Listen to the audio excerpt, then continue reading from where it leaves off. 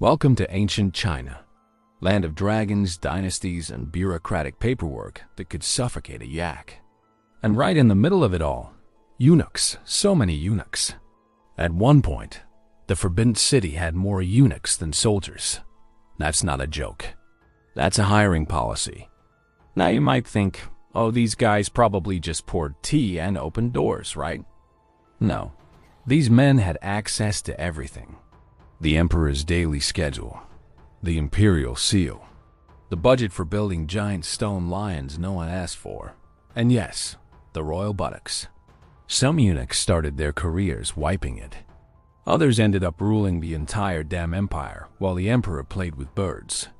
See, emperors didn't trust nobles. Nobles had land, armies, ambitions, and cousins who looked suspiciously like rebels. Eunuchs, though. Eunuchs had nothing.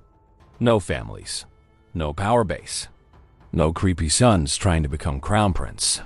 Just loyalty and trauma. Perfect ingredients for a lifelong employee. At first, it was harmless enough. A few eunuchs taking notes, running errands, making sure the emperor's silk robes didn't crease.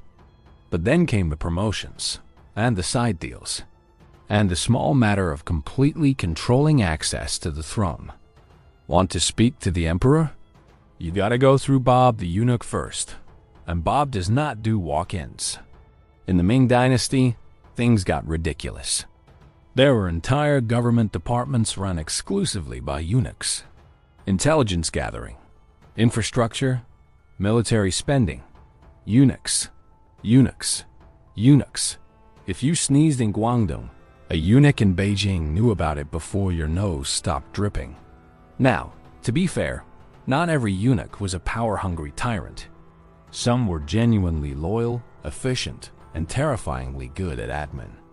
But as the saying probably didn't go, if you give a man too many scrolls and not enough hugs, you end up with a shadow government held together by fear, bribes, and perfectly organized spreadsheets.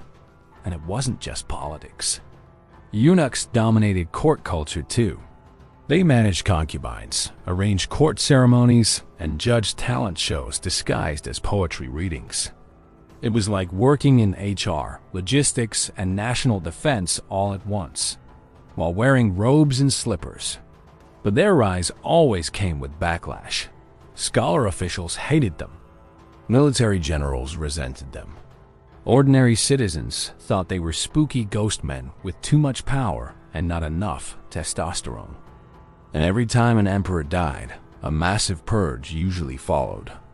Because nothing says clean slate like executing 100 guys who used to tuck you into bed. Now let's talk trauma. Most of these eunuchs were castrated as kids. Some were sold by their families during famines. Others were kidnapped, mutilated, and forced into palace service. Their pasts were erased. Their futures controlled. Their identities reduced to a job title and a rogue size.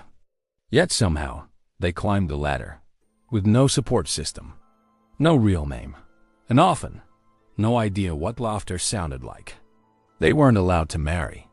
They weren't allowed to own land in many cases. They weren't even allowed to retire peacefully. You either died in service or got exiled with a polite kick in your silk-covered rear. Despite all that, some became legends. Names written in court records, statues erected inside halls, historical footnotes whispered about by scholars who both admired and feared them. But for every powerful eunuch, there were hundreds more doing the dirty work, managing kitchens, polishing ceremonial weapons, delivering bad news to concubines who didn't make the cut.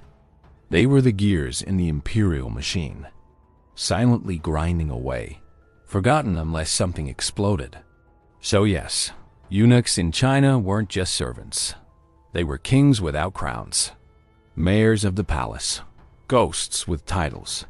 Their power was built on silence, obedience, and an extremely messed up job interview process.